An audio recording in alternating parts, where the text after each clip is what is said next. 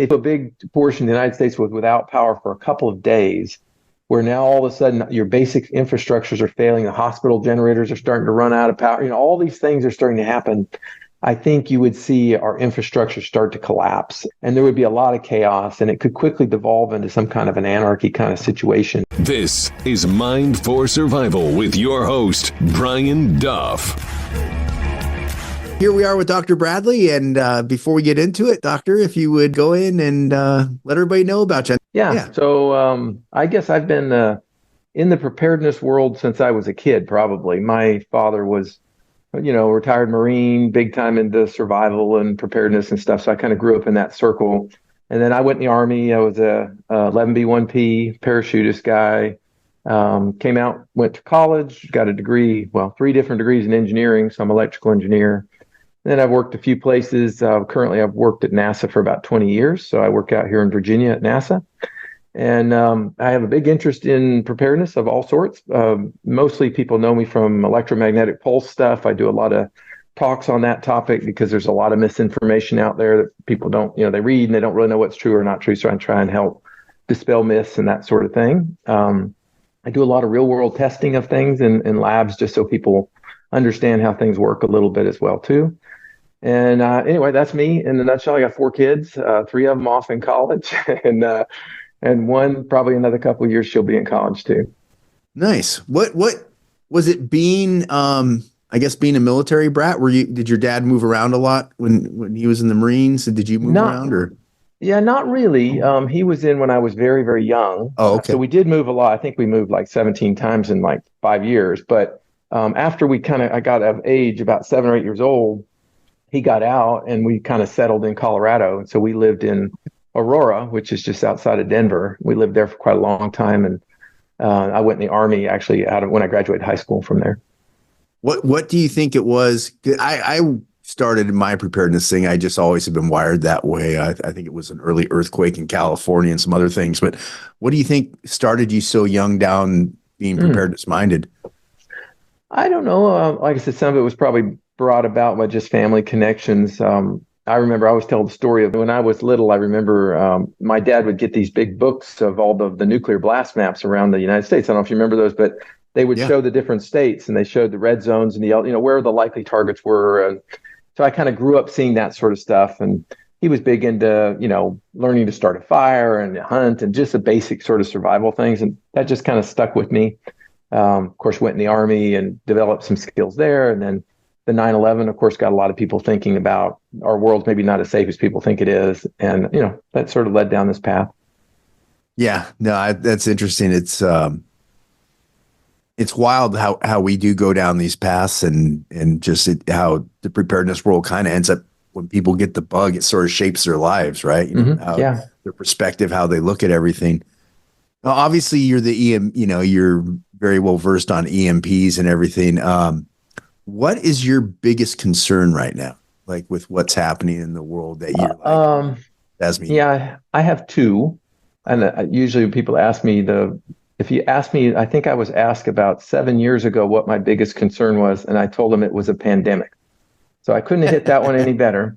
Right now, I think it's cyber threats. I think the ability, yesterday's blackout of AT&T cell service, regardless of whether that was cyber attack related or not, it just shows our vulnerabilities. And you can imagine if, evildoers got into our networks and shut down our basic facilities and water processing plants and power plants and things like that, I think our country would be in bad shape in a hurry.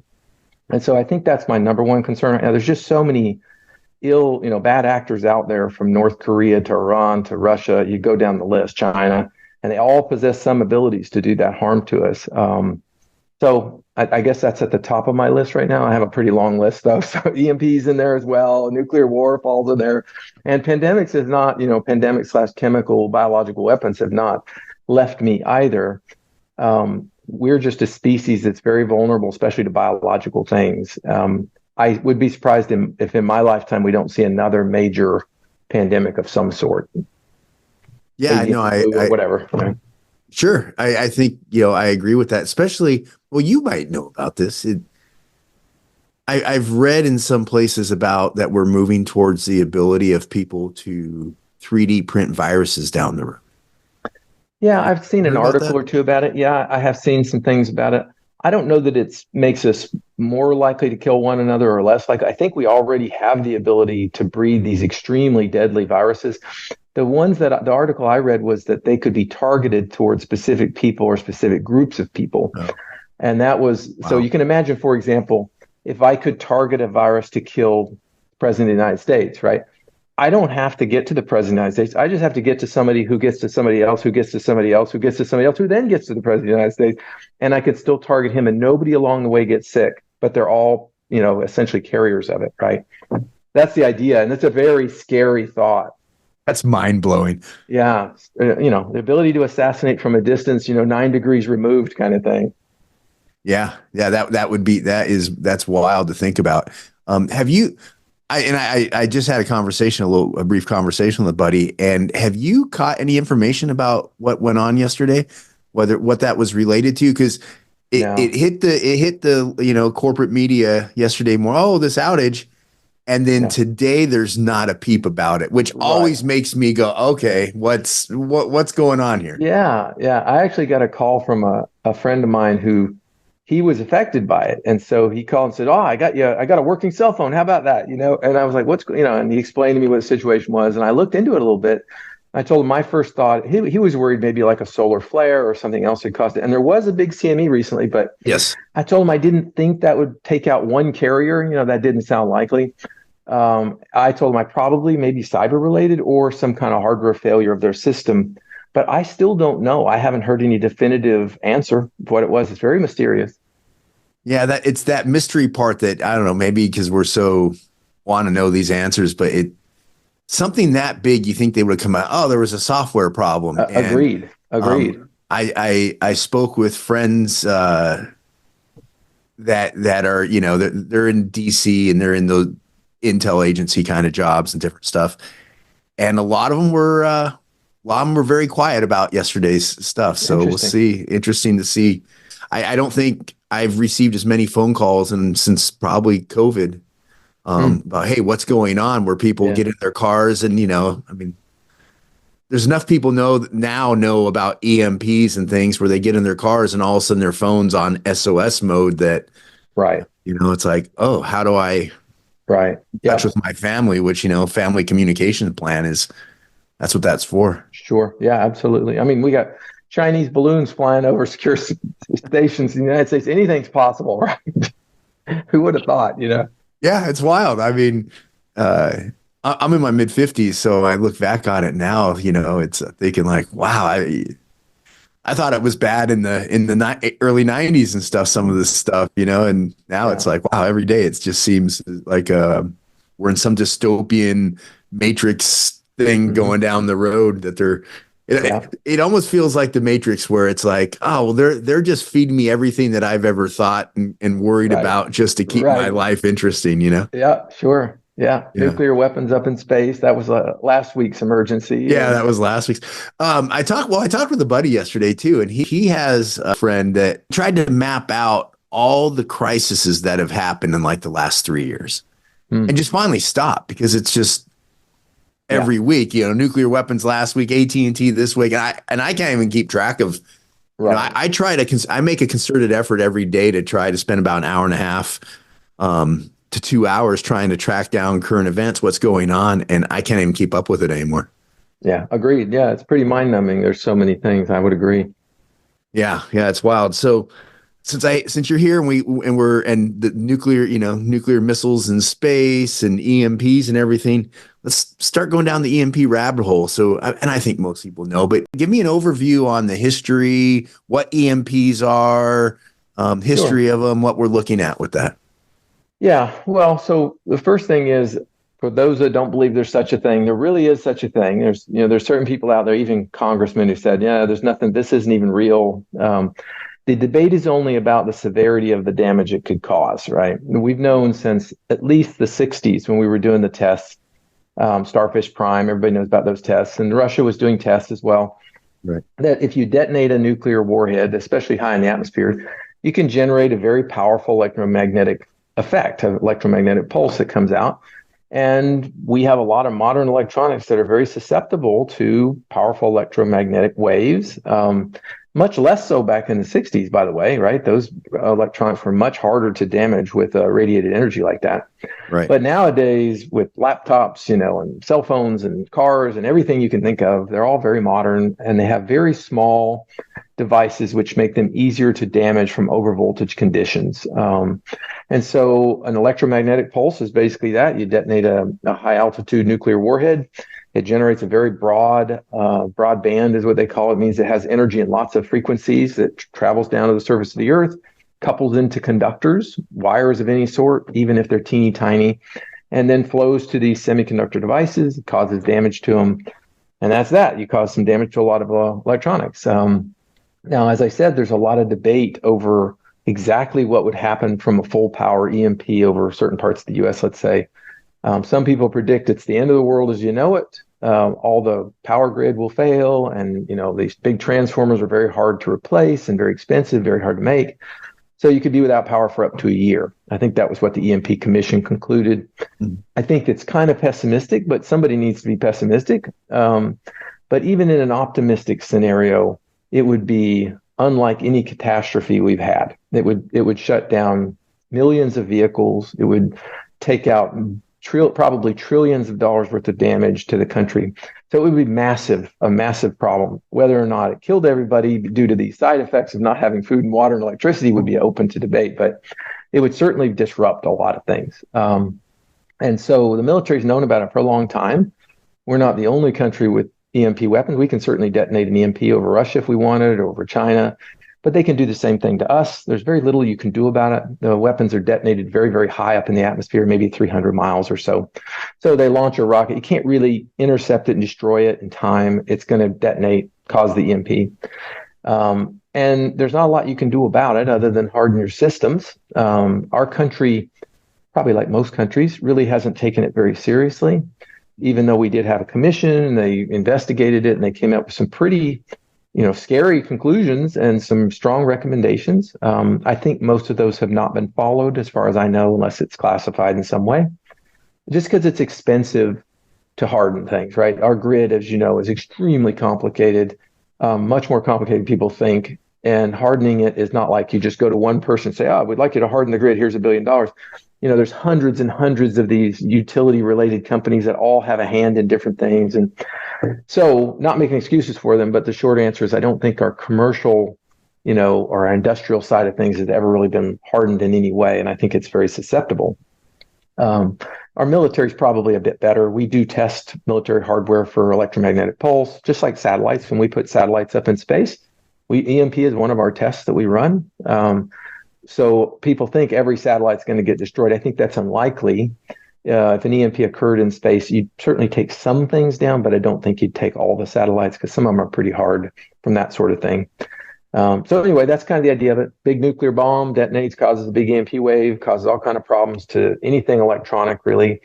The more modern it is with the modern electronics in it, the more likely it is to be damaged.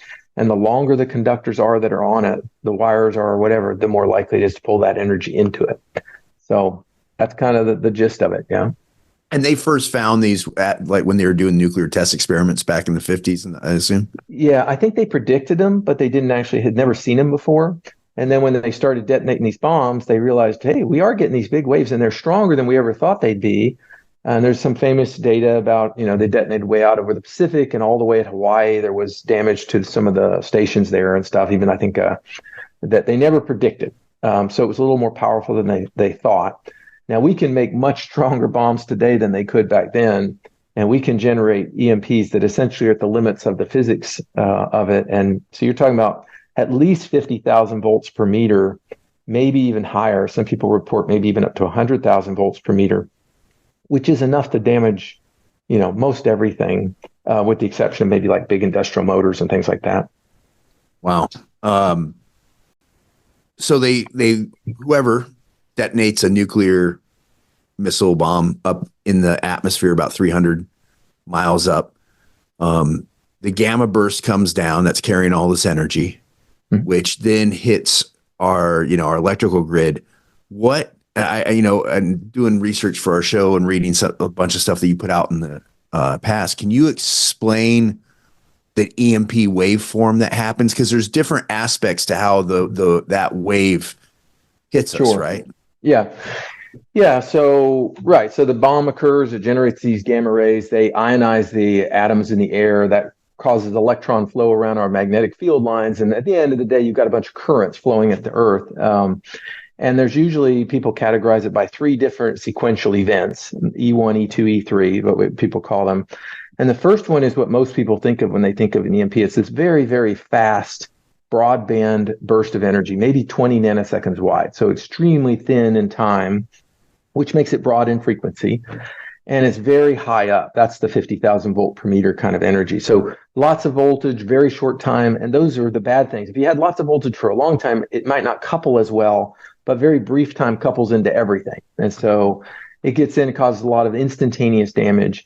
And then after that is an E2, which is very similar to like a lightning-induced kind of electromagnetic event. By itself, it actually might not be that damaging, but the problem is you just had E1 occur, and so it's already maybe taken out some of the surge protection and other things that you were counting on. So then E2 comes in, it causes some additional damage, and it may be hundreds of microseconds long, let's say. And then slowly over time, this E3 develops, which I like to compare that to like an ocean coming up. It's like the wave of energy is just slowly growing, like the tide coming in. There's nothing you're going to do to stop it. That energy is cupping into these very long conductors, power grid conductors, right? The buried long conductors or overhead long conductors. And you just swell up this energy and causes current to flow in these very large systems, not in your car, not in a small airplane, but in very large scale systems, miles and miles and miles long. And that energy is this electricity that just sort of couples into all of the grid and all of the systems around. And it may, in fact, be the most damaging of all of them. Everybody's worried about E1 because it's going to zap their car or it's going to blow their computer out. But the E3 is this unstoppable flowing energy that's going to take out all the transformers on the grid. And that will be the destructive element. All right. That will be what gets us all. It's not going to be that our car goes out, which is terrible. But once all the electricity is taken out and they can't bring it back up for 6 months, that would be a really big problem. So it's that E3 event, that swelling of energy at the end, that is, I think, very dangerous as well. So anyway, E1, E2, E3, all of them happen from an EMP. We've known about it for some time.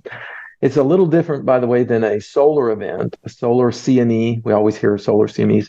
And sometimes they call those EMPs, which I wish they would not. It's coronal mass ejection, big plasma of energy, which is just a charged gas comes over the Earth, causes a very similar phenomena to the E3, not to E1 and E2, just to E3. And so it has a very similar effect where it swells energy onto these long conductors. That's what a CME can do.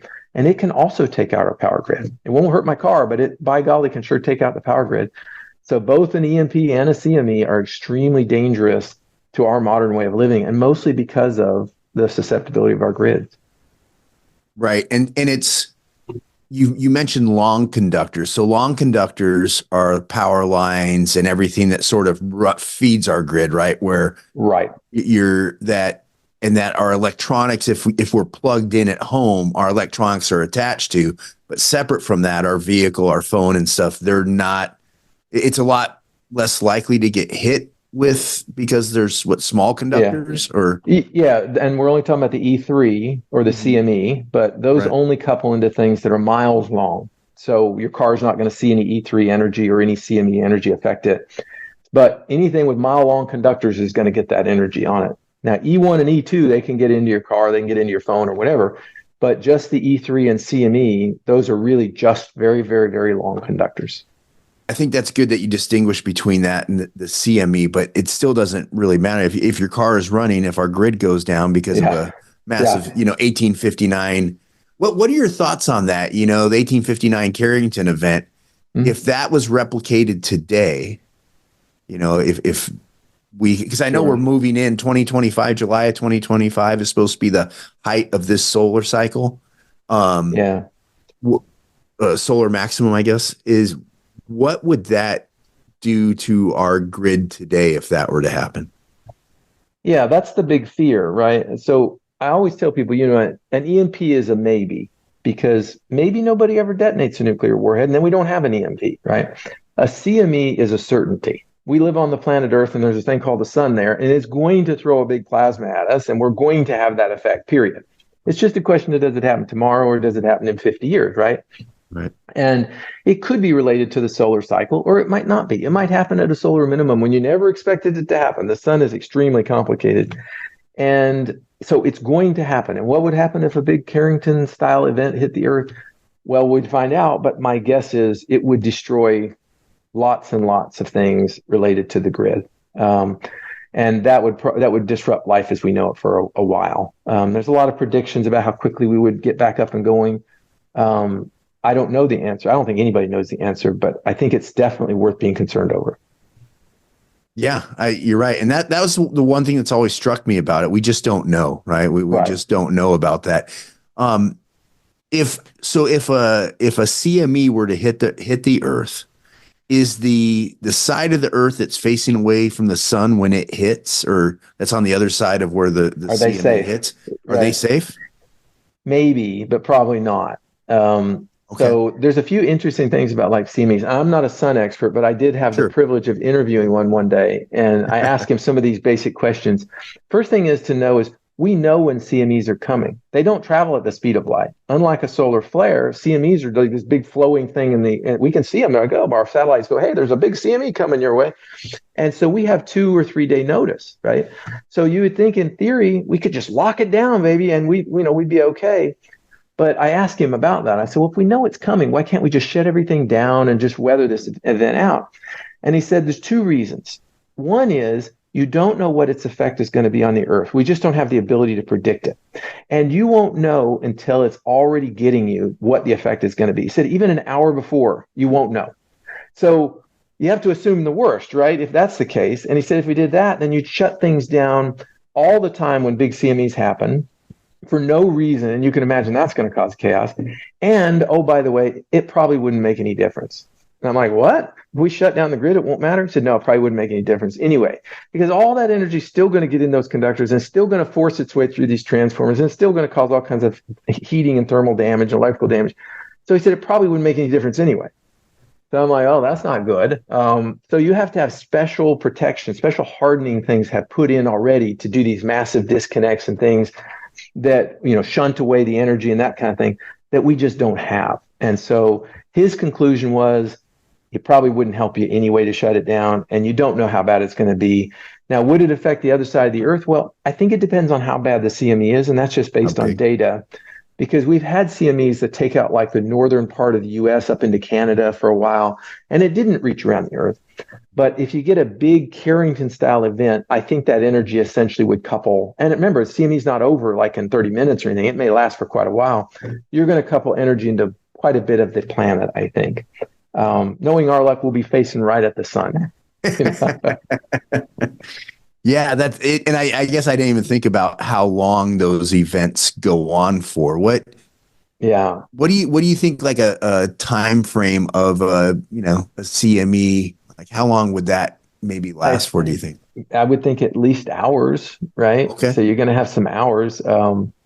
And it depends again on the CME. If it's a glancing blow, a direct hit, how big the plasma is, all kinds of things. But it's not like a flash and it's over, right? It's a big, gigantic plasma gas that's coming over the Earth and perturbating things, which is why it's so hard to predict what's going to happen.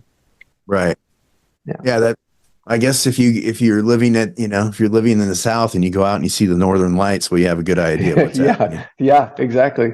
I know you can't predict this. People always want to know how likely an EMP attack is, and that's pretty impossible to predict. We can say like Russia and China, our own country, but maybe the way to look at it is how are the capabilities advancing that are allowing, I guess, your non-nation states like Russia, China, and the US, like, where you're getting down to terrorist organizations otherwise, to get to the point where an EMP can be something that if someone just, they just don't like what you're doing, a nation state's doing, they could go ahead and launch an EMP. Yeah.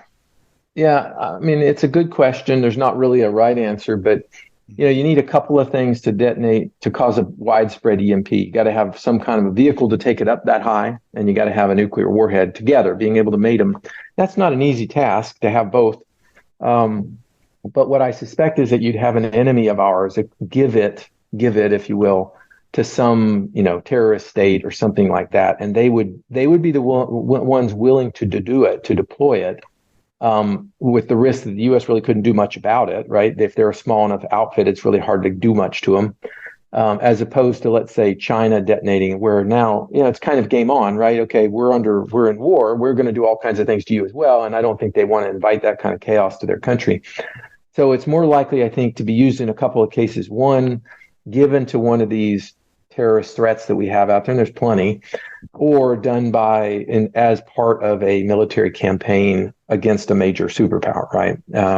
And Russia's threatened EMPs to use EMPs on the United States before openly. They said, "Oh, we'll use an EMP on the United States," which we could too. They know that. They're not dumb. But it's just one of many things in the arsenal that could cause lots of chaos for fairly minimal effort, right? You detonate a couple of nuclear warheads over the U.S., you've caused all kinds of problems and chaos, much more than if you just destroyed a couple of cities, and much less likely to draw the full retaliation power of nuclear bombs flying at you, because it's more difficult for people to get behind that, right? If I look out my window and things aren't on fire, I'm thinking life's still kind of okay. Maybe my phone's not working right now. I'm not thinking up ahead of starving to death. Whereas if I look out and there's a mushroom cloud, I know we're at nuclear war level, right? So I think it will be used at some day or another. We've actually already used small scale EMPs, is what I've been told, just not on the huge scale that we're talking about now, where these high altitude detonations. There are other EMP weapons you can detonate over military facilities, for example, and they just take out communications and control and that kind of stuff. And I think that's just another weapon in our arsenal and our enemy's arsenal. What are your thoughts on the, everybody who's fired up, I guess, maybe a year ago now? I don't know how long ago. I lose track because so much is going on the whole Chinese balloon thing. Like, do you think that's a pre-run to an EMP delivery system, or was that just more seeing our responses to and I think gathering intel on military bases? I think it was an intel thing and maybe a little bit of a test to see what we could, how we handled and how long it took us to detect this type of incursion. Mm-hmm. I don't think it was an EMP related thing. It wasn't high enough altitude to do really a good EMP type strike, but there's no doubt they flew over secure areas and they gathered information. We already know that.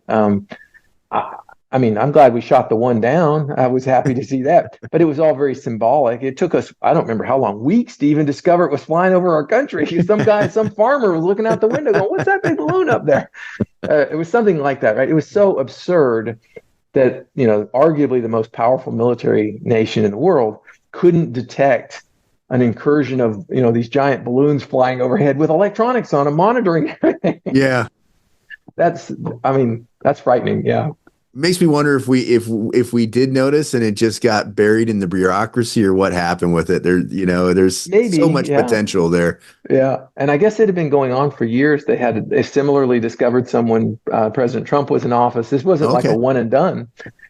He didn't know about it either for quite some time. Months, I think. They didn't know.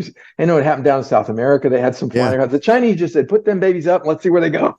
Balloon technology, man. Who would have ever thought, right? Balloons and drones. The whole world is back to balloons and drones. Yeah, we're worried about drones and all the stuff going on, and we have balloons running around now. Yeah. If an EMP, you mentioned it would take just a couple of nukes to basically EMP the entire U.S. Yeah. If that were to happen, describe what you think, like how the events would unfold for.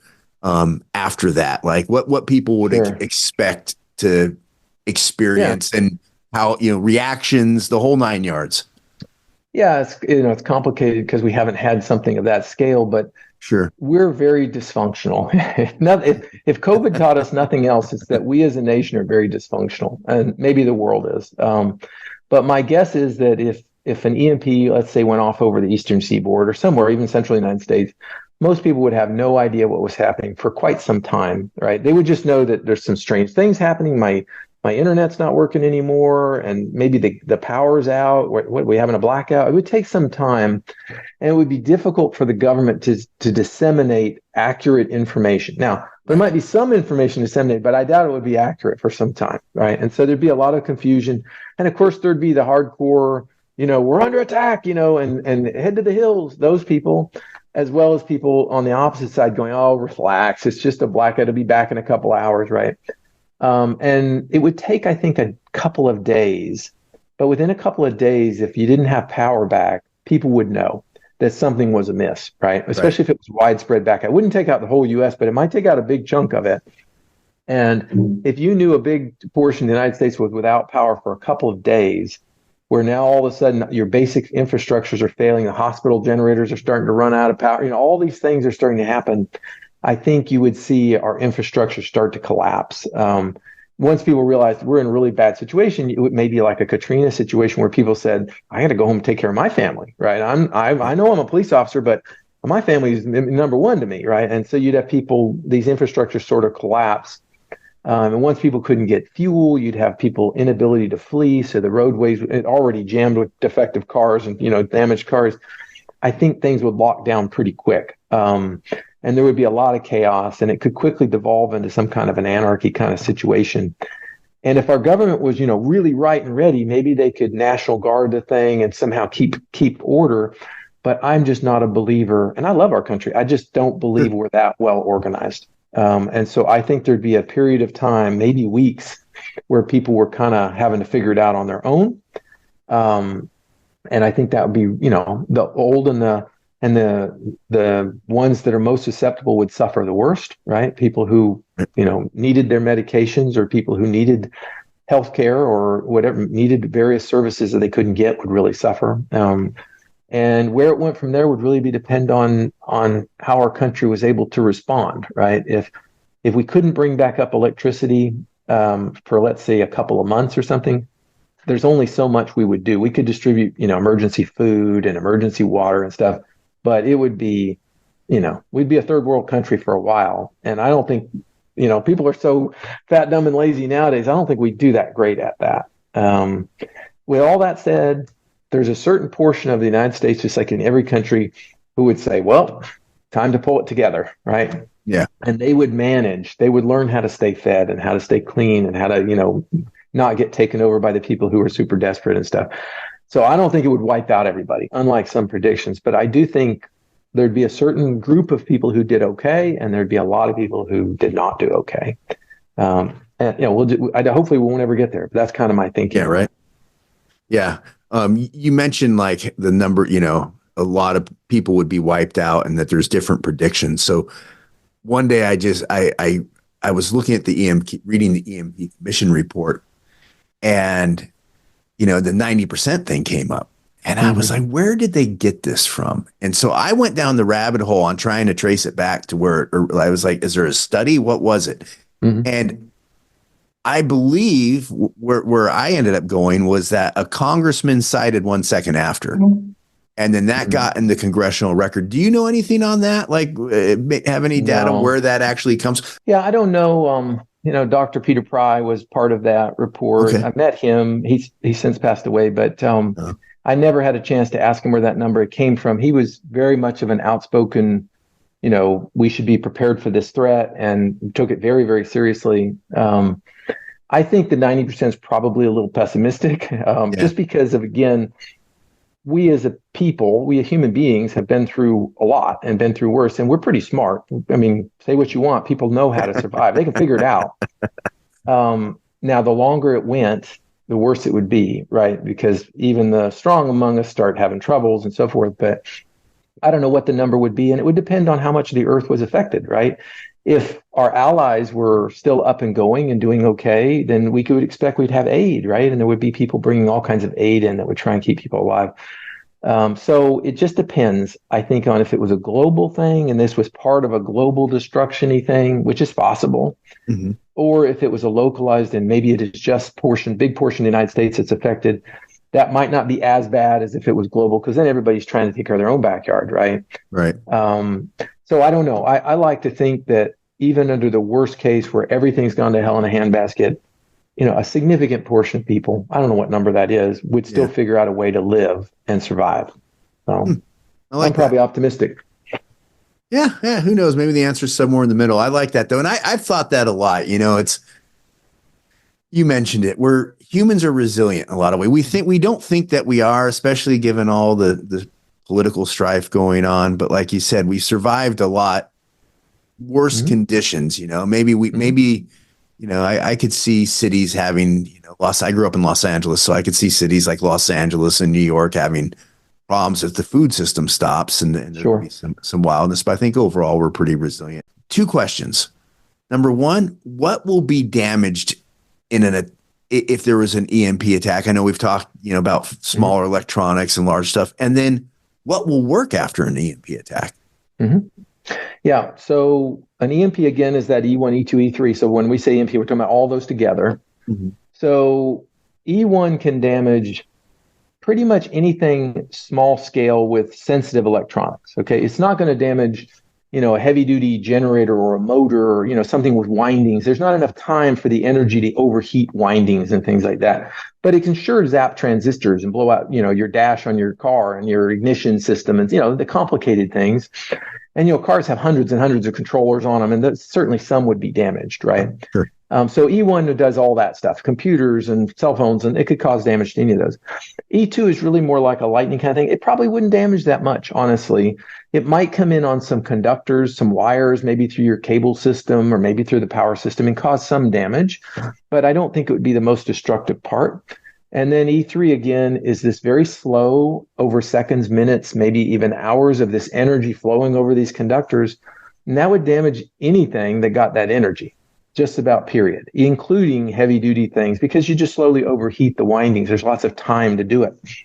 And so what I tell people is that things that are unplugged, they're just by themselves, whatever it is, if it doesn't have modern electronics in it, it's probably perfectly fine. You couldn't do anything with radiated energy to hurt that. Right. But if it's plugged in, it's probably able to be damaged. And if it uses modern, electronics like my phone here or something, it's got a very good chance that it could be damaged as well. So if you look around your house, most things fall into one of those categories. There are some that don't. You can find some things that are unplugged and just sitting somewhere. Let's say a bathroom heater. It's unplugged and sitting on the counter. It's not going to get damaged. It's so simple. It's an on-off switch and a power cord, right? Right. But many of our things, our televisions and our computers, they're just so computerized now. They're very easy to damage. And there are lots of things we can talk about you can do to protect them, but it's a pretty wide range of things that can be damaged by an EMP. Well, yeah, no, we'll definitely get into protection here in a minute. And so once something's damaged, it's damaged because the EMP, E1, E2, 3, it burns out its transistors, it fries wiring. So once it's done, unless you have the ability to replace those parts and know what parts are damaged, it's done, right? Yeah, if damage is done, damage is done. There's no, it doesn't self-heal or anything like that. Now, there's cases where it might just upset a computer, right? Maybe the energy throws some bits in the memory and the thing gets all confused and shuts off or goes into a weird mode. That's very likely, I think, especially in vehicles. I suspect that if an EMP went off, many vehicles would stop or have some upset. Maybe your dash would start going bananas. But if you stopped and shut it off and started it back up, it might come back up okay, or especially if you disconnected the battery and let the system come down, reconnected the battery. Many cars might actually recover, and it's something worth knowing to try that. As long as the damage hadn't been done to the processors, they were just upset in some way, you probably could recover because they have these bootable prompts. They know how to come up safely from a power outage. But if you did zap some of the chips and that damage is there, and how the system would handle that is sort of, probably not very well. If the computers start going out, you usually have a lot of problems. So that makes sense. Something that always concerns my relatively uneducated mind on this with the grid down scenarios is the nuclear reactors. Everybody talks about, I was, I maybe 10, 9, I don't know how old I was when 3 Mile Island happened in Chernobyl in the 80s. Right. So, what would a grid down event, what would the impact be long-term on nuclear reactors? I mean, that's a great question. I looked into that a couple of years ago, maybe 4 or 5 years ago now, and I wrote a little paper. If you search the web, you'll probably find my paper. And I asked the question, what's a long-term blackout going to do to our nuclear power plants? And I didn't have the answer because, nuclear power is a very specific technology. So I called a nuclear power plant and I got a hold of somebody who was pretty knowledgeable. And I cite him in this paper. And I asked him these questions, well, we just had a big EMP. And the big threat is not so much that the EMP is going to damage a lot in the power plant. It's that it's going to kill power. And then you're no longer able to cool the rods in the nuclear core there, right? And that's where it all goes bad, right? Once they overheat, they start to explode and they melt down and you have all these problems. And so I did a lot of research into that, and I wrote a paper, and I don't remember all the details, but the short of it was this. I came away feeling okay about it. There's about 100 of these nuclear plants, these nuclear reactors around. And I asked him, what do we do when the power goes out? And he says, well, the good news is we have a few levels of fail-safes. Okay, and he kind of walked me through it. He said, the first thing to know is we have the ability to generate our own power on site. We've got massive building-sized generators we can run. I said, okay. He said, we can run those things for quite a while. We keep fuel on site enough to run them for a while. And we can cool those rods long enough. It only takes several days. We can cool them enough that we can open the reactors and put them into storage. The storage are these giant water tanks with boron in the water, right? And that's where they keep all the spent rods, by the way. They have to keep them for years in these cooling tanks. And what happens is, like in Fukushima, is if you boil that water off, then the rods can't keep cool and they explode and you end up with lots of problems. But anyway, so he said, the good news is we've got generators on site. They can keep things cool. I said, well, that's great. What happens if the generators are damaged by this EMP though? He said, wow, next level fail-safe. We have portable generators we can bring in very quickly to essentially keep the system running long enough to cool those freaking rods and get them in the pool and keep the pumps running in the pool. I said, well, okay, that's pretty good. What happens if we can't get fuel to the portable generators or something happens to the portable generators? What are we going to do about it? He said, well, the good news is that these systems are almost self-fed. The heat that comes off the rods can turn the turbines, and you can kind of semi-cool themselves with just a little bits of energy in it. So there's that aspect of it, but he didn't seem fully convinced that was a full solution, but it was something to know. He said, but worst is we blow the dams or whatever, and we flood the nuclear power plants. That's our last resort. These are built near water reservoirs that can flood them for that reason. He said, but consecutively, these protections are to ensure that we never end up in a case where this thing's just uncontrolled melting down and we have no way of cooling these rods, right? I thought, well, that's pretty good, and they have other fail-safes, like, for example, these dead man systems where when power is lost, it immediately cuts the reactors off. They don't wait for a man in the loop to go, oh, we've got a problem. There's just an automatic cutoff thing. Right. And so they have thought this through, of what happens if these blackouts occur. But as you pointed out, there was Chernobyl and there was 3 Mile Island. It's not fail-safe proof forever, right? You can have failures occur. And those were very specific cases, I know, where some tests were being run and all that kind of stuff. But Fukushima was not. Fukushima was an accident of the Earth getting in the way of our plans, right? A big tsunami. And it just shows to me that despite our best planning, you can end up in a scenario where it just gets away from you. And you can't get to it to trigger all your fail-safes, right? You can't get to it to put generators because it's too radioactive or whatever. But with all that said, I think if a normal, like an EMP were to occur, I don't think our nuclear power plants would melt down. That's the conclusion I came away with, unless an enemy wanted them to, right? If, just like in Russia and Ukraine, Russia wants to make their nuclear power plants, melt down, they can have it. They can bomb them, and they'll be unable to stop it, right? But then it destroys a portion of the Earth for essentially forever, right? And I don't think Russia or anybody else really wants to do that. And so, well, short of maybe like the leader of North Korea, most people would consider that insane. Right. So as long as we don't have an enemy with no regard to the long-term viability of the planet, probably that wouldn't happen. And we could keep our plants running, at least safely enough. They might not generate electricity, but at least they wouldn't melt down. No, that's good to know. That's more reassuring. That's Honestly, I'm too optimistic.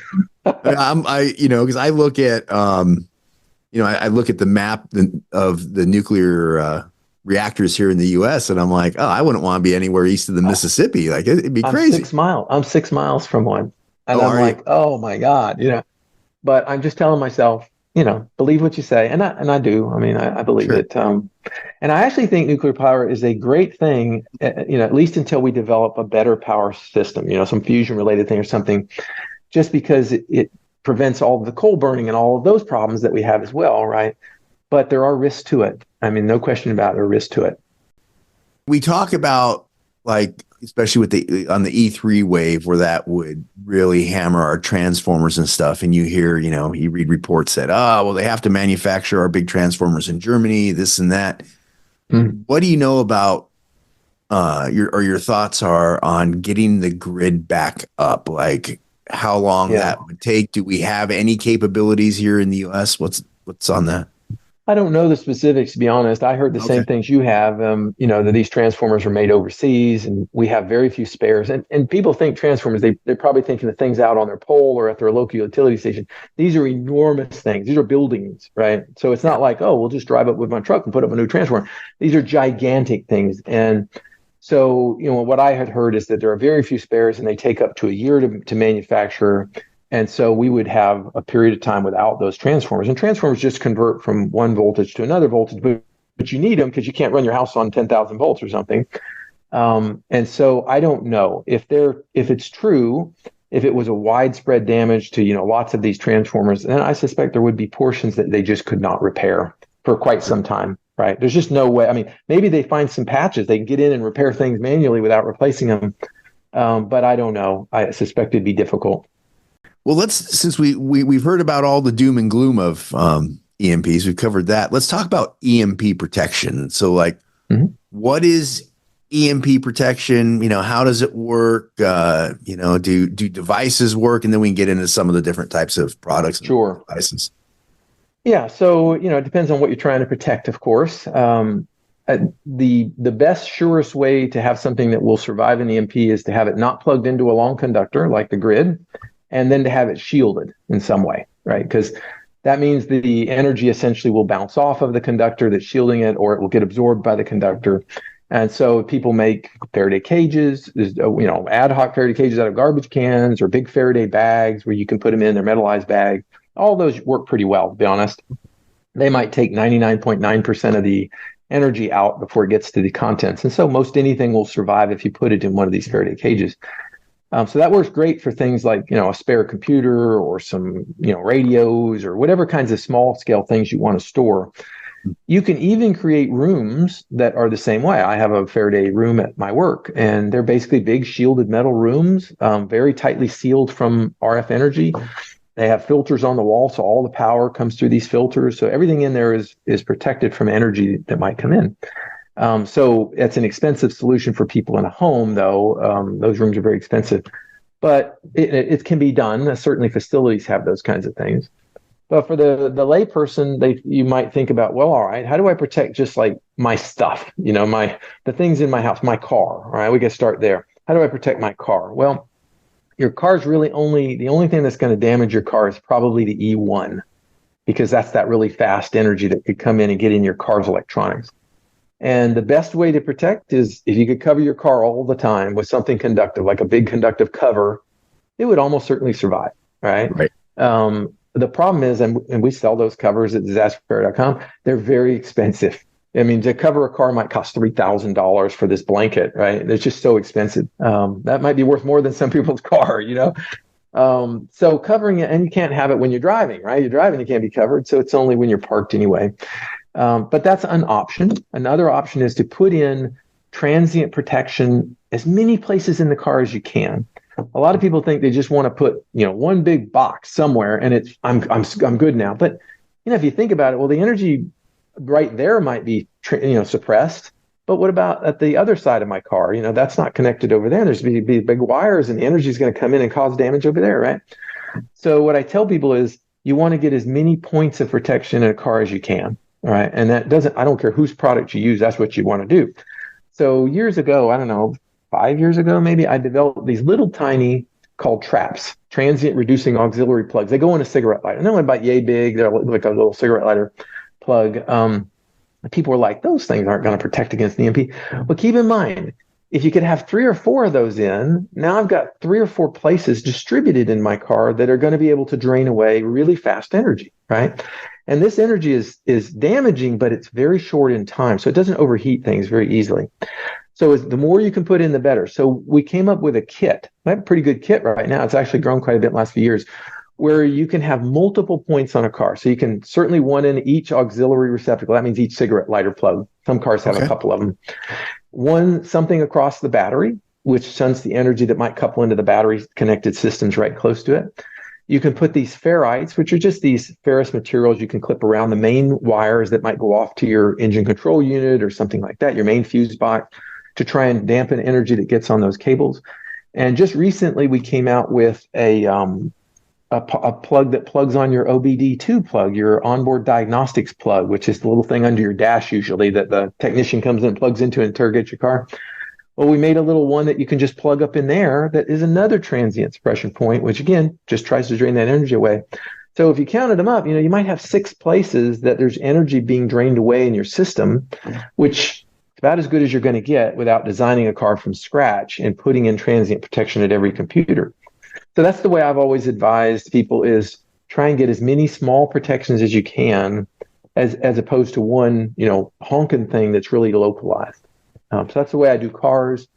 For homes, it's a little bit different, sort of different.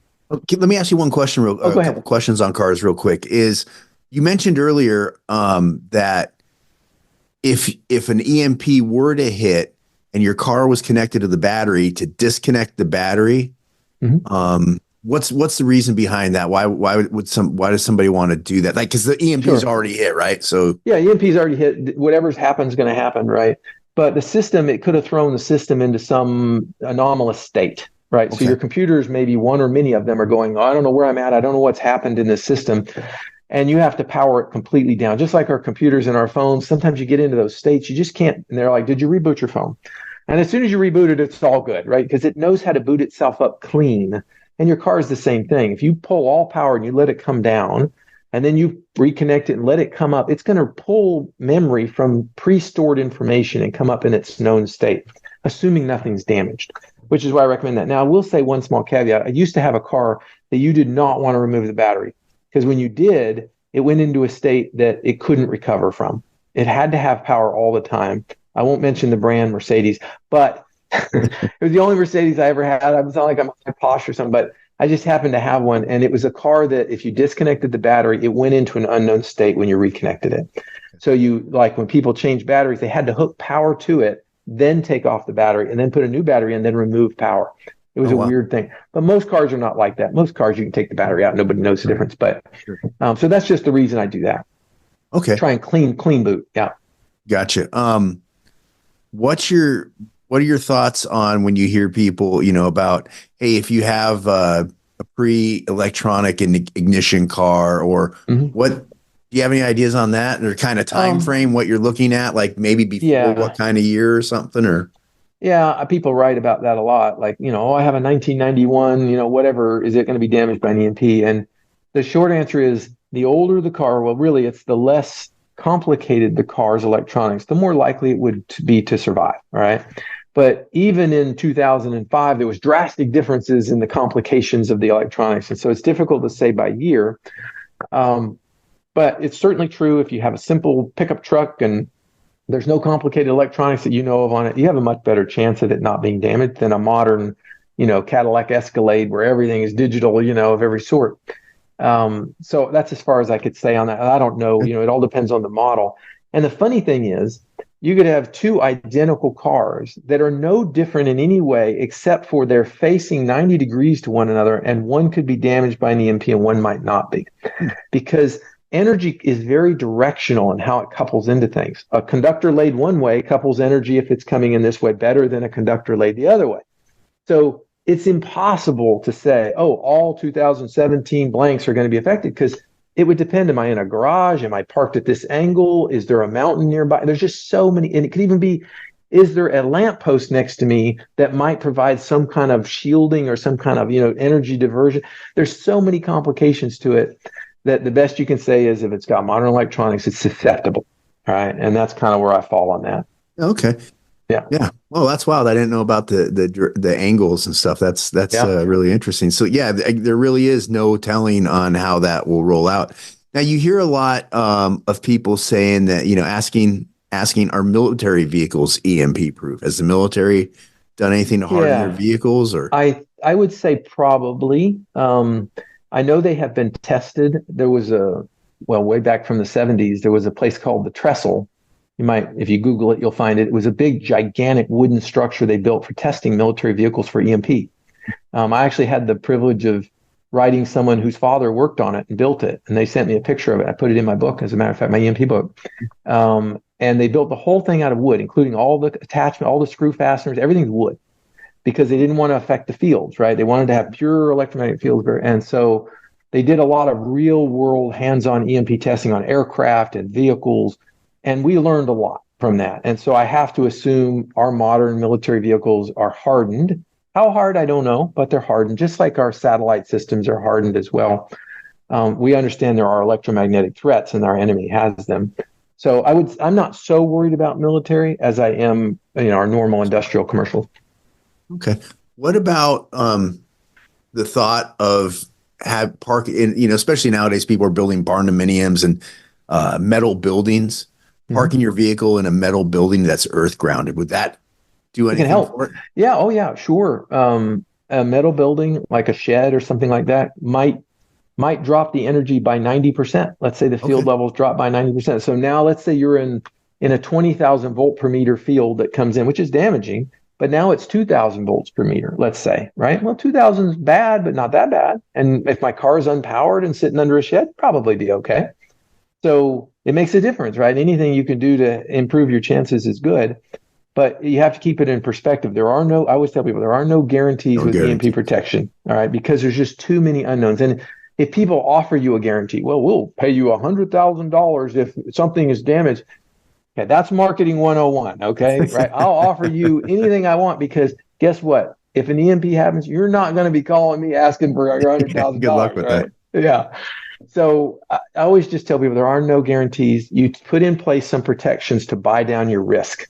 And something like a metallized building is a great way to buy down your risk. Plus, you get some benefit to keep the weather off your car. So yeah, right. You mentioned when you were just a minute ago that if your vehicle is powered on, so if you're driving your vehicle or your vehicle's turned on and an EMP hits, when that happens, that E1 wave hits you, does that increase the likelihood of damage to your vehicle? I would think so. Yeah. I don't want to oversell it because there's no data to say it's X percentage more likely, but it makes sense that if you think about all these IC chips, right, and they're all powered on, they have a safe operating level. So let's say you have a normal 5-volt system, and it might allow you to run at 6.5 volts before damage starts to occur, right? And so I have to couple enough energy to cause damage to go above, let's say, that 6.5 volts, right? Mm-hmm. Whereas if I'm unpowered, I'm at ground potential. I don't have any energy. I've got to go all the way from ground up above the max operating point, and which just seems a little bit harder. So it should be a little harder to damage a car that's unpowered, in all things being equal, than if it is powered, just because there's already energy in the system if it's turned on.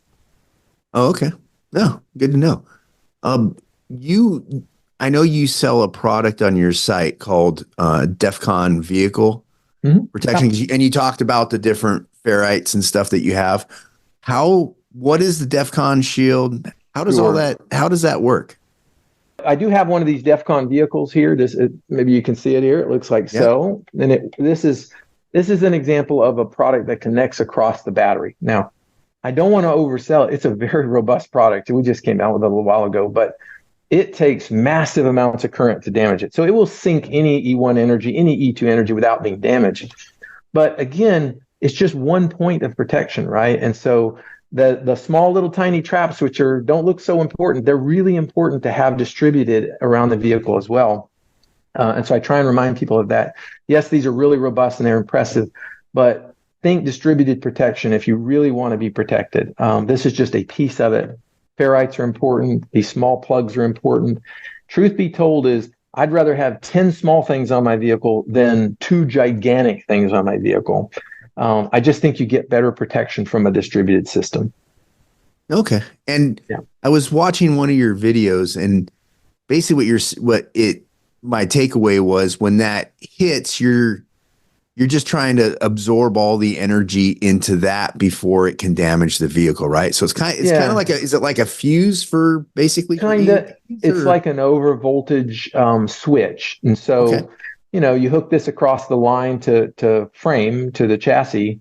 And when the level on the line gets above a certain voltage that's above your normal operating voltages, right? Sure. Then it turns this switch on, and the switch drains the energy down and pulls that line down and prevents the line from going above a certain amount. And so it acts as like a drain for that temporary unwanted transient energy. And that's the way the traps work as well. They just essentially are like these little voltage controlled switches that turn on and prevent you from getting too high a voltage. Now, if the voltage comes back down, the switch opens back up and the system just keeps running. It doesn't have to reset itself or anything like that. So on the one side of it, we have those voltage protection devices, which are like the traps and the DEFCON vehicle, right? They turn on when a certain voltage is reached and drain the energy. Ferrites are a little different. They clip around wires. And as the current flows through the wire, it generates a magnetic field, which goes in that ferrous material. And then if the current tries to change suddenly, like a sudden glitch of current wants to come through the system, right? The ferrous material resists that change and it dampens that pulse. So what you might see on one side is a sharp pulse, and what you might see on the other side is a teeny tiny pulse because it's got absorbed into that ferrous material. So they're pretty slick little things. We've known about them forever. They're on your power cords of all kind of things. You probably have never even noticed. They're little round things that built in the power cord. But we made some big ones and some special ones specifically for EMP, and it would handle high currents. And you can put those around the battery wires to help with current transients that might flow. I always tell people, don't put them on data wires, anything communicating. Just put them on power and ground wires because you can actually mess up the communications because they kind of spread out the energy a little bit. But between those, between the transient voltage devices and the ferrites for current protection, you get this distributed sort of surge protection, which is what you're after. The last question on the vehicles is, and then we'll go to the home, is it your ferrites and the DEFCON vehicle protection? Is that fairly easy for, just a Joe average person to install? Or? Oh, yeah. Yeah, just about anybody could install all of the products. So the traps are, they plug in your cigarette lighter. So that's just plugging something in. Right. The DEFCON vehicle has 4 wires on it. It's basically just wire up across your battery and over to frame. All right. 3 wires, I guess. Wire across your battery and a wire to frame. And then the ferrites just clip around the wires. They're just like little clamshells that just snap shut over them. So the whole thing you could probably install in 10 minutes. I mean, even the DEFCON only takes a couple of minutes. So they're real simple to put on. Okay, great. Now, home EMP protection for the home. When I was looking up some of your stuff there, you had 3 steps to protecting a home. It was like whole house, high frequency, and then small broadband lines. What can you cover down on that?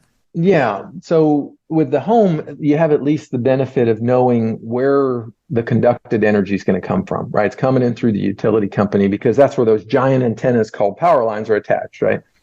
And so you're going to bring in lots of energy through those lines because there's just the sheer length of the antennas.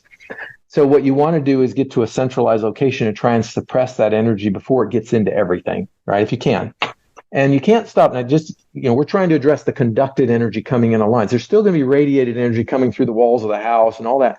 And we'll talk about that in a minute. But the big threat really is the conducted energy coming in. So what I tell people is put a really good surge protector at your main panel. Mm-hmm. There's one I like. I like the Siemens FS140. It's just the one on my house. I looked at 25 different surge protectors, took them all apart, looked at all the components. Some of them were amazingly bad, and some of them were pretty good. And the Siemens was the best one I could find. So I just tell people, I don't have any relationship with Siemens. I just think it's a great product and not terribly expensive, a few $100. So that's the first thing I say. If you can't do anything else, just put a really good surge protector at your home panel. It connects to its own dedicated breaker, like a 20 amp breaker at your house, and it will help protect your home from any surges that come in on the conducted line. Great. Whether it's a nearby lightning strike or something else, right? After that, you can put these special ferrites. They're called high saturation ferrites. As far as I know, we're the only one that sells them. I made them, but you clip one around each of the main wires that comes into your house. These are the big, thick 4-aught wires. Right. So line 1, line 2, neutral. For ground, you can use a regular broadband ferrite, but you click a ferrite around each of the wires, and those try and stop those really fast current transients that might come into the home. All right. So between those two things at the breaker panel, that's what you can do there. And I think it's a reasonable investment to do that to protect your home. Now you can go inside the home and you can say, well, I got a lot of stuff in here, and I certainly could still get energy in these wires in the house and things. So what people do is you can clip broadband ferrites, which just mean general regular ferrites, around the power cords of any sensitive electronics that you've got. So if you got a computer, you put it around the power cord, you put a ferrite around it. If you got a nice TV, put a ferrite around the cord. They're not terribly expensive. They last forever. They don't ever burn out or anything. The only way you damage them is to drop them and they break. So you can put these ferrites on your appliances and things that are susceptible. That helps prevent transient damage. You can also similarly use power strips that have built-in surge protection. I like Trip Light, for example, but you can use any brand you like. Plug in your sensitive electronics into those little surge strips. It's another layer of protection. And then finally, if you have freestanding electronics, like things that are not plugged in, you can store them if they're not being used in like a Faraday bag, for example. You can go to the website, there's tons of different sizes and all that. And my thinking is anything inside of a Faraday bag is not going to be damaged. It does such a great job of shielding them that it's just almost impossible to cause damage. Even a very susceptible thing like a radio is just difficult to damage inside of a bag. So those are kind of the steps: Faraday bags and containers for things that are isolated, ferrites on the power cords of things in the house, maybe with a surge strips, and then go to the breaker panel and put on high saturation ferrites and a good surge protection device at the breaker panel. On the ferrites, I have OCD about things, and I'm in the world that more is better. Is putting more of those on, if you get better protection, yeah, give you more protection. Yeah. So the short route of the answer is yes, you do. You get about twice the protection if you put two ferrites as opposed to one. But there's a better way. The better way is to use a bigger ferrite and wrap the cord through the ferrite more than once, because you get a squared benefit then. So 2 wraps gives you 4 times the protection. 3 wraps gives you 8 times the protection, right? So you get a squaring action. And that works great as long as you get a big enough ferrite that you can get the loops through it. Okay. And so you will see that, like on my video camera in my car, I noticed they loop twice through the ferrite before they plug it up. Again, they get to benefit from that, and they don't have to buy a second ferrite. So that's great. So again, looping is a little better than multiples, but sometimes you can't loop because the cords are just too big or too rigid, and then a couple of ferrites would be a little better than one. Gotcha. No, that's good to know. Yeah. You got me thinking about a lot of this now. I'm going to be going back on your website and looking at that vehicle kit, because it just makes sense. I have a 21 GMC pickup truck, so it has all the bells and computerized whistles, and it's like, hey, I want that thing running if something happens. I see a lot of people talk every once in a while about EMP protection for home walls, where people are talking about, and I think you mentioned it, you have you work in a room or whatever that's basically a Faraday cage. How would somebody set up a room to be a Faraday cage? Okay. So you have to address all faces of the room. You can't just do one wall, for example. The truth be told is, if you do one wall and you're right up against the wall, you actually do knock a lot of the energy off, because all the angles, come in and off that. But if the energy comes in from above, it's going to get you, or on the side, it's going to get you. So you have to do floor, ceiling, walls, everything, and it all has to be coated in something conductive. And there are a number of ways to do it. Professional rooms are usually made out of like copper, either copper screen or solid copper plate, and that works beautifully. But you have to pay a lot of attention to the seams where these copper panels come up against each other. In fact, it's the seams that get you almost always. Any metal works great to block high frequency energy. But if you take a knife and you cut a seam in it, the energy just squeaks right through that seam and does all kinds of problems for you. It's called a slot antenna. And so long, narrow seams are really bad for keeping out energy. It's an interesting experiment to make a homemade Faraday cage. Let's say a big galvanized garbage can, and you tape it all up with the conductive tape, and it's all sealed up nice and tight. Inside, you might have 80 dB of shielding, which is great. 99.9%, 99.99% of the energy gone, right? And then you think, all right, and I've done this demo at some things before. I said, what happens if I take my drill, and I've got an 1/8-inch drill bit or something, and I start drilling holes in the side of the Faraday cage? How's the shielding going to go down? Is it going to down like that, or is it just going to be a little bit? And it ends up, you can drill 30 holes in that thing and the shielding's almost unchanged. All right. You can drill 50 holes. It just doesn't, those little holes don't do much because the dimension of the hole matters a lot. But if you then take a knife and you cut a very thin slot that's 6 inches, let's say, around the side of it, the shielding will drop from 80 to 20. It'll just drastically cut down. And that's because the effect of the length of the slot is what really matters. So when you're building a Faraday cage, pay attention to the long, narrow seams, not the tiny holes. People always ask me, oh, I've got a pinhole by the rivet. Is that going to matter? No, the pinhole's not going to matter. But think about how the lid goes on and that seam around the lid, that's what's going to eat your lunch for the shielding. And so pay attention to those things. So anyway, if you're going to do it at a home, you'd have to think along those lines. How do I seal all my seams up? And usually it's done with copper tape, where you seal all the seams up to get a nice tight RF seal. And that's the way rooms are done, professional rooms too. It's a task to do properly. It's a real task to create a real shielded space. And then you have to think about all the wires that go into the room. Everything that goes in, without exception, that's conducted, like a power wire, has to go through a filter. All right. So you have to buy a special EMP filter, which is inductors and capacitors, and the power goes through it before it goes into the room. And there's very special ones of those made. I can get them for people, but they're very specialized things to create a room like this. You can run fiber in and out. That's nice. Fiber optics usually doesn't have a conductive element to it, so you can run those in and out. And then even airflow, you think about, I got to have airflow into my room or I'm going to burn in there. You have to put in special vents, which look kind of like a bunch of straws glued together. It's called a honeycomb vent that are made a specific dimension where the RF energy can't get down the tubes. They're called waveguides. And so you have to buy these special vents to go up over the air hole areas so the air can flow through the room. There's a whole art to it to do properly. And anyway, that's how it's done. You mentioned that it can be mesh, like you have copper mesh around. Is there a size to the the mesh on that? You mentioned size of holes. Right. Yeah. So people often say, I'm going to build a Faraday cage out of chicken wire. That was the famous one. That was what I've heard that so much. So I tested that. It's on one of my videos on the channel where I built a chicken wire cage versus a solid one, aluminum foil, let's say. And what you find is that you want the holes to be no bigger than about 1 millimeter. So chicken wire doesn't do very good. Gives you maybe, I don't remember, it was 8 dB of shielding or something like that. You want about 50 dB of shielding. All right. So chicken wire doesn't do very good, but it's better than nothing. But you're much better off with a solid piece of aluminum foil or even like a screen or something. About 1 millimeter is about the biggest hole you want. Okay. Yeah. Yeah. It sounds expensive to build a Faraday room. It is. To build a quality room, even a fairly modest room might be, I don't know, $80,000, $100,000, something like that.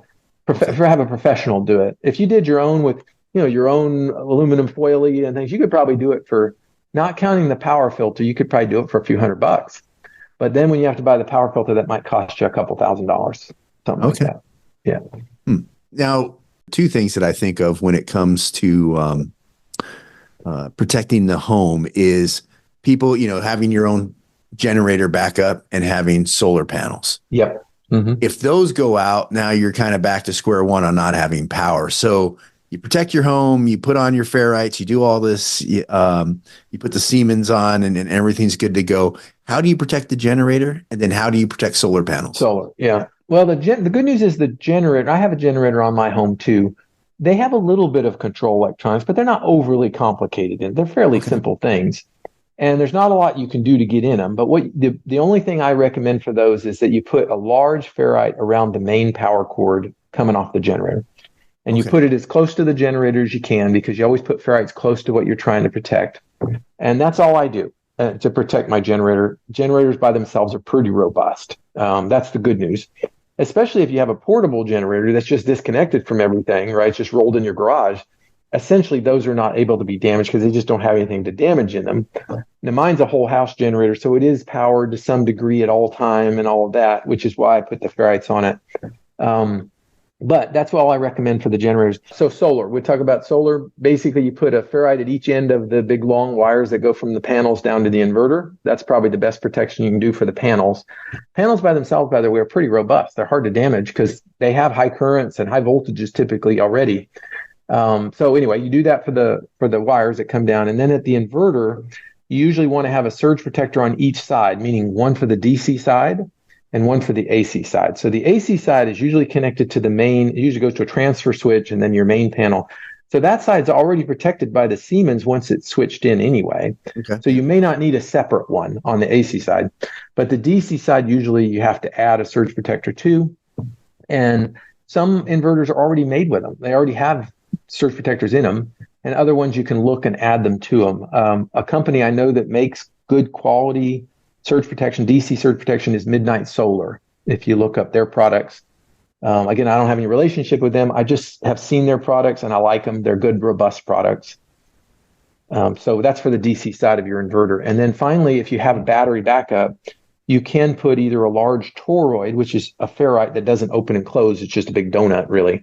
You can put that around the two power wires, or you can put a large ferrite around the two if it will fit. Sometimes the wires are really thick and you can't get a ferrite around both, but you want to try and clamp the energy that might come down into the batteries as well if you can. Right. And that's kind of it. Yeah. Yeah. So your solar panels probably will be all right. It's the electronic devices and electronic your inverter's operating system likely that you have for it. Yeah. Charge controller and inverter are the most likely to be damaged. And you can damage the panels if you don't do anything. If you don't put any ferrites, you can damage them, but they're just pretty robust. Okay. So last, before we get out of here, is a few questions I had from listeners. One, are batteries impacted by EMPs? And I think they're referring to your alkaline batteries, 9-volt, your AA's, AAA's, and all that. Yeah. Short answer is no. Normal chemical batteries, alkaline batteries, stuff are not damaged. The only things that are damaged are the ones that have battery management systems in them, BMS systems, where it's controlling the charging of like lithium batteries and things like that. So a laptop battery might be damaged, but your AAA batteries won't be damaged. Oh, good to know. That's awesome. I don't have to keep them in a Faraday bag. No, don't have to. No. Speaking of Faraday bags, what are your thoughts on I guess it's like the metallic cloth that's made for as Faraday bags? Do they work? They work great. Yeah, they work fantastic. We sell the Faraday Defense product, but there are others out there too.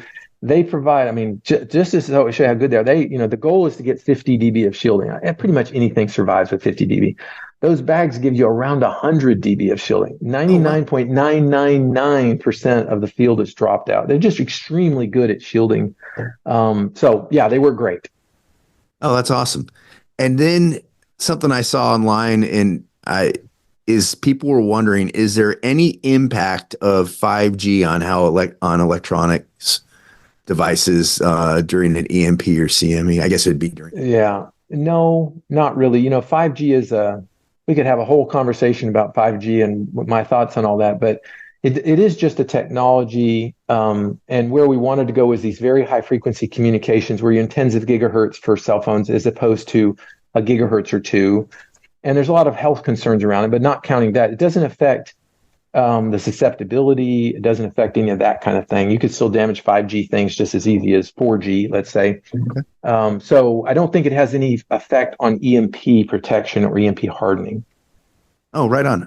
And then last question, actually, this is the last one, is someone mentioned, they said, besides maintaining your stored data and images and stuff on a phone or a device, what's the point if everything's going to be destroyed of worrying about your phone? Yeah, well, you can ask that about anything, right? Why bother? Right. Hey, if everybody else is dying, what's the point of living anyway? And you can take that as far as you want. I've always took the view of the one thing I want in the time of a disaster is I want to have options, right? I want to have some choices of things I can do. And so it's why I tell people to protect your property, protect your home, try and harden your system, and give yourself some options. If you have a generator and you've managed to survive, most of the things in your house are still functioning, you've got options now, right? You can run your own systems for a limited amount of time. You can maybe have communication systems in your home that are still functional. You can cook food if you need to. You can wash some clothes if you had to. You got lots of options to function in some capacity that you wouldn't have if you didn't, right? Now, you could argue, oh, what's all that data going to do for me? Or what's my, my kids' photos and stuff going to mean? It might not mean a lot for you tomorrow, but it might mean, having your birth certificate and your critical papers stored somewhere you can get to them might mean a heck of a lot in a year when you're trying to prove that you are who you said you were, or that that bank account that you said was yours is really yours, or whatever, right? Mm-hmm. So I think it's like all protections. Why do you store food? Why do you have a water filter? You're giving yourself some options that you wouldn't have had otherwise. And EMP protection is the same way. I want to have as much functioning around me as possible and be, able to do things if it were to occur, even if later I had to bug out. I had to get everything and head west because it didn't work. Maybe that option let me do that. Maybe I had the ability to figure out I can't stay here because of what I just heard over my radio. I know I got to leave, right? Or whatever the reason is. That's what I always tell people. That's why I have generator. That's why I have things, is I want to have some options down the road. Yeah. It allows you to live as normal of a life as possible when things are kind of going sideways. So yeah. And maybe to help others, others might need what little you can do for them and what little you can help. Our house we just recently bought, and one of the stories our neighbors told, was there was a big blackout here for a while. Mm-hmm. And sure enough, all the neighbors noticed this house was running, and they all came by and they got some help from it. They were able to get some help. Charge up phones or do something that helps them out. Yeah. Yeah. So with that, is there anything you'd like to cover? And, before we get out of here, and, your links, where people can find you, anything you have going on? Yep. So the main link, if you want to know about EMP protections and stuff, you can go to disasterpreparer.com. You can put a link on there for that. And there's all kinds of products. I don't know how many now, dozens and dozens of interesting things to look at there. And you can find me anywhere on the web. You can just search Arthur Bradley, EMP or something. It'll pop up. I have a number of books on family preparedness, just general family preparedness, or EMP protections. I even wrote a long-running fiction series called The Survivalist. It's a long-running 12-book series. Yeah, pretty fun. Anyway, I even wrote a Western recently, a supernatural Western book. So I like to do different things. Yeah, called The Watchman. What's the title of that? The Watchman. The Watchman, okay. It's one of my favorite books. It's just an interesting story. I just got a wild hair, but anyway, so you can find me, and if you ever people have questions about EMP protections or whatever, they can write me. I'm usually pretty easy to get a hold of. Awesome. Well, I appreciate it. Now, you're definitely a good influence on the preparedness community and on people out there. You have a lot of really good information, especially about EMPs. There's so much urban legend and myth just because people don't really know. Mm-hmm, it's electronics. I was never a good math person. My brain starts going haywire when we talk about it a little bit, but you put it in a really relatable way that people can understand and demystify that. And like you said, combined with your family preparedness books, I have it sitting back here on my bookshelf. Really good books. It provide a good, solid wealth of information. It's not doom and gloom, and it's some actionable stuff people can go through and make their lives better. So I appreciate it.